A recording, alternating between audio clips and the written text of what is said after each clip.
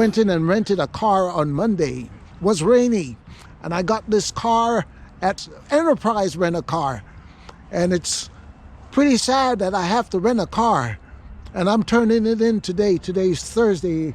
It's a lot sunnier, a lot brighter out, but I have to take the car back. And the sad part about the whole situation is that I don't have a car. I don't own my own car, and it's been that way since 2021, January 2021. So it's 2024. That will make it 3 years. 3 years that I haven't had a car. And it's been a blow to my identity as a black male, as a man, because for me, a man must have his own transportation. And I got my own transportation. I was a young man in 1982. I think I was 21 years old, or 21 or 22 years old. And I've had a vehicle ever since that time, and now I don't have a car. And the reason I don't have a car is because I made a terrible mistake. I was doing something very foolish, very stupid, a tragic mistake, and I lost my van. Well, it all happened one day.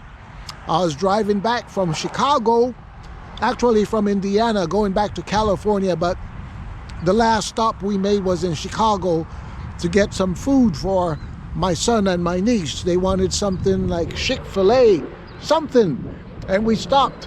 And so going along on the I-80, the Interstate 80, coming west of Chicago, we're moving at a pretty good pace, 70 miles per hour, going along, cruising along, and it was getting warm in the truck, in the van, and I was wearing a Nike hoodie, a beautiful hoodie that I got from my son. I don't wear the hood part of it, of course, because it's stupid to drive with that hoodie thing on, because it blocks your vision on both sides, and I've always had trouble with wearing hoodies.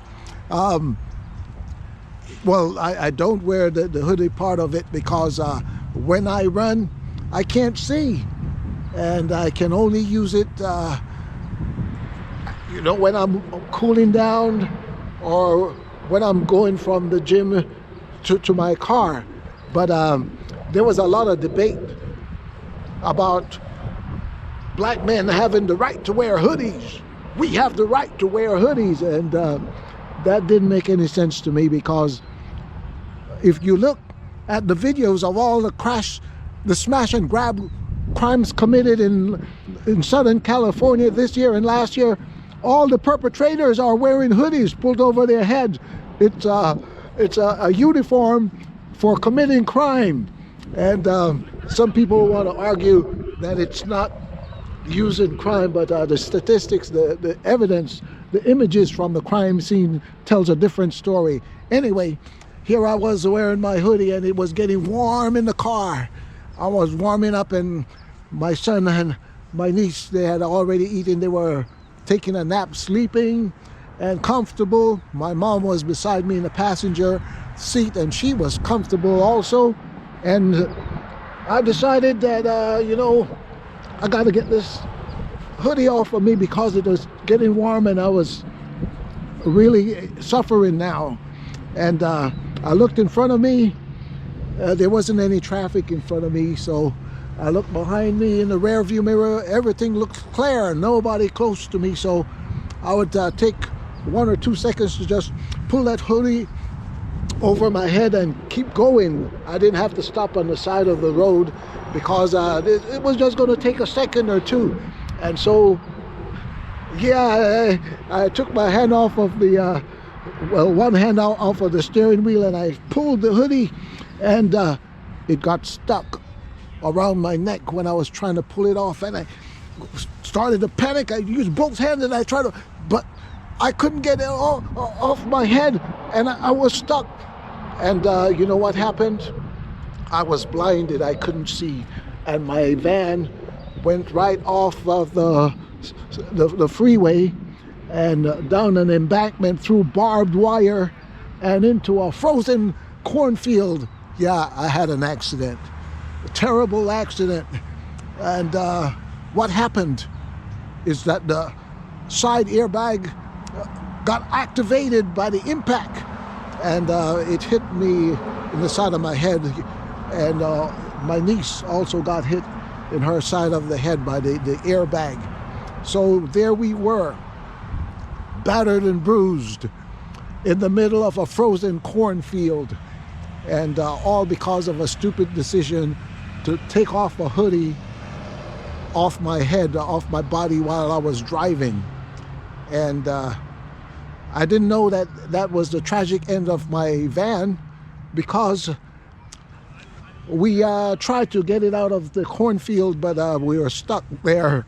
And so I got my phone and I called AAA, got some help sent, and a tow truck came.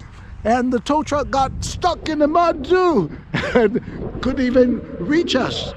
They got stuck on the way on a little road coming through the cornfield. They got stuck in the mud and they had to get pulled out by some other tow truck. But the state trooper came by, and yeah, he didn't come into the cornfield. He stayed on the freeway, and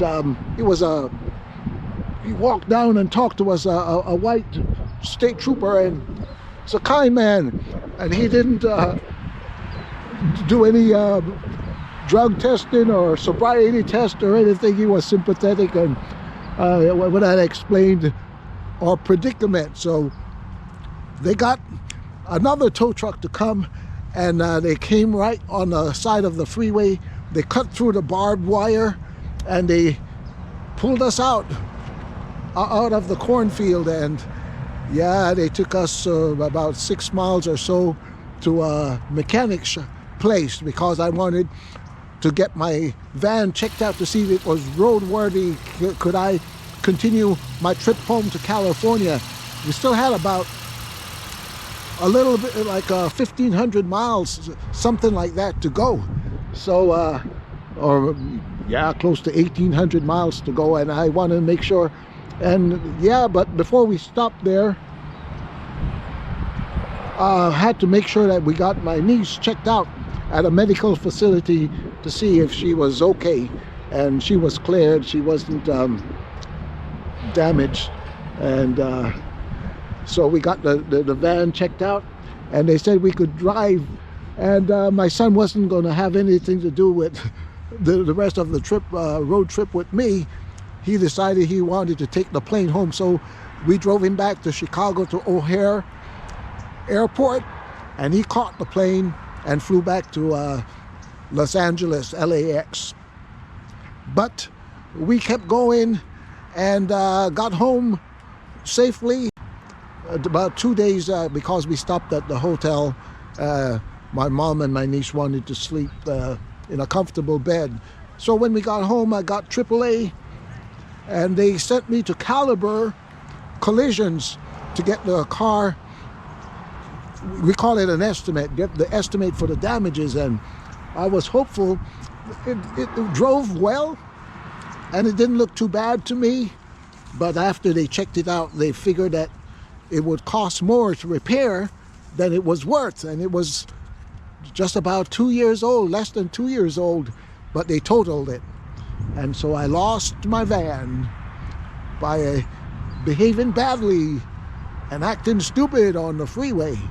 And so I don't have a van anymore. And I resolved that this year I'm going to change the story, change the trajectory of my life. I will get a car, a van, a SUV, a truck, anything, some vehicle that I can call my own, so I can put back manhood into my identity, independence. I can get up any time of the day, any time of the night, and go wherever I want to go. Travel anywhere the roads will lead me, all the way to Mexico, Latin America, South America. I can drive all the way there. It's not wise, of course, but I can go to Canada, north, anywhere in the United States.